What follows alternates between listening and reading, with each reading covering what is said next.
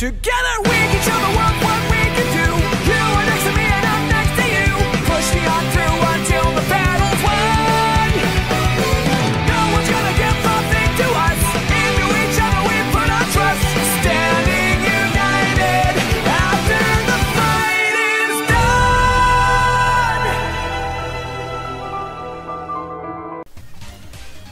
Hey, what's going on, guys? It's me, the Ninja Reviewer here. Time for another exciting review of the 7 Deadly Sins, Season 2, Episode 10. So, this week's episode of the 7 Deadly Sins, it gave me a lot of feels, man. I mean, I'm not gonna lie. Like, this week's episode, not only did we get feels, but some really cool training segments in this week's episode as well. So, let's just talk about the first thing, obviously, is the Bond flashback that we got of his childhood. So we got a childhood flashback of Bond where technically he met someone who was actually like a father figure to him, where he actually, you know, broke out of, you know, helped him to get out of prison, just like him when he was trapped in prison. So pretty much he's saying to him that, look, you know, if you want to become a thief, then the whole reality of the world is gonna actually change around you, meaning things around your surroundings ain't gonna be the same again, and your whole perspective of reality is gonna be kind of warped. He's like, it doesn't really matter, it's because that's just what I want to do, because, you know, that's just part of who I really want to become. And he's like, okay. So he had to give him all the tricks and tips of actually how to become a master thief. And also, I really hate the fact that his parents were just like such abusive assholes. Like the way it's like, oh, you're out, you're out there stealing and stuff. Like, yo, get out of my house. Like, you know, he's just beating the shit out of him. He's about to puke and everything. Even the mom said, oh, disgusting. Just do that outside or whatever. So apparently also he does get tricked by these like weird like bandits, I guess, or something like that. How like they kind of give him like Bond like a fake coin, and like with the fake coin it's like pretty much like after they trapped him in the barrel. That was pretty cool how like what's his face, Zhivago. Zhivago?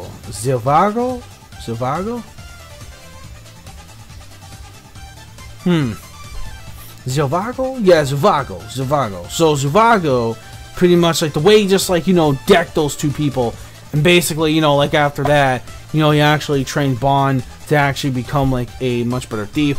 But then one day he was actually told from him to actually do this sort of like really big mansion with lots of like money and whatever, etc. And he was also talking about,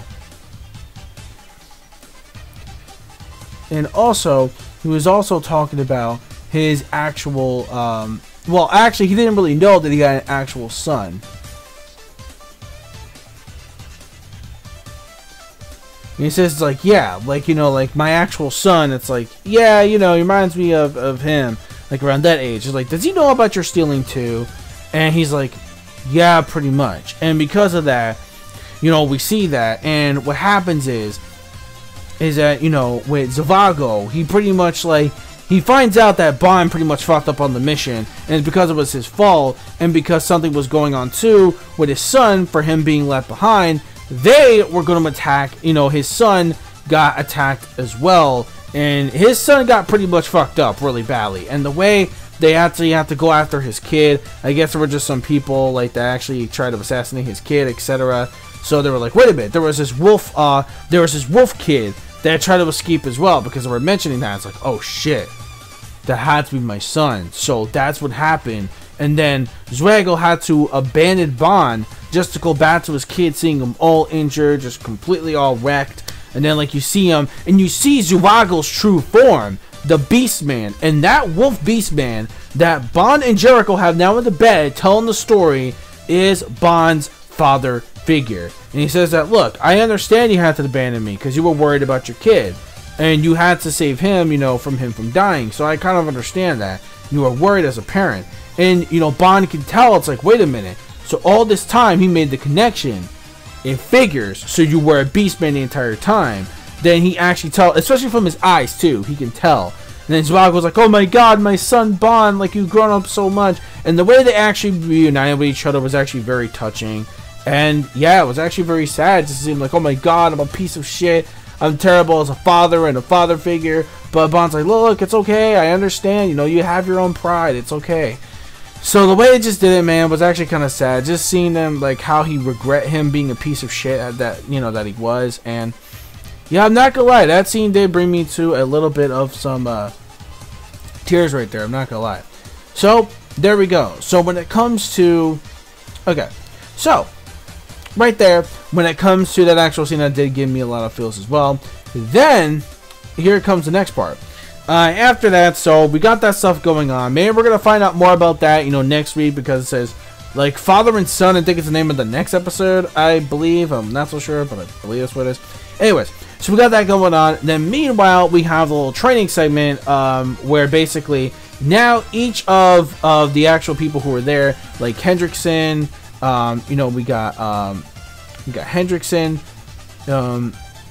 we got Hauser. We got Hauser there, and of course my man, my boy, Gil Thunder, Gilly, my boy, also there as well. But also, we see that King can still not forgive Hendrickson for what he was basically trying to do. He's like, look, man, that's all in the past. What I really want to do right now is just try to save Dreyfus. I want to save everyone from being in this mess. Look, I want to help out too. I admit, look, what I did was unforgivable, but you have to realize something. I completely changed. I completely became much more in control of my demon compared to, you know, before, when pretty much it possessed me in order to actually do some very terrible things.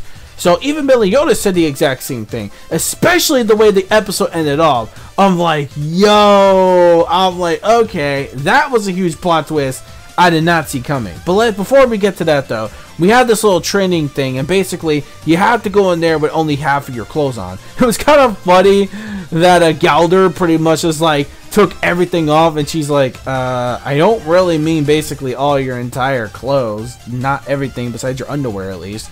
So basically, yeah, and then of course you have to do a partnership too, and it looks like it's Meliodas and King at the very end of the episode. But let's get to Hauser, and also we have Gil Thunder, and it actually does do a little bit of a flashback montage where back in the day when they were younger, they were training. Like, I like when Meliodas said to like really young kid Gil Thunder, he was like, oh well, you're too, like, you know, you're too upfront, like you're too like vast, like you gotta make sure you gotta maintain, you know, focus, you gotta maintain like calm, you gotta be calm and collective, you can't just be rushing in all the time. And then we have like that little one with Hauser as well, pretty much saying that, look, you know, there's gotta be something, you can't really be too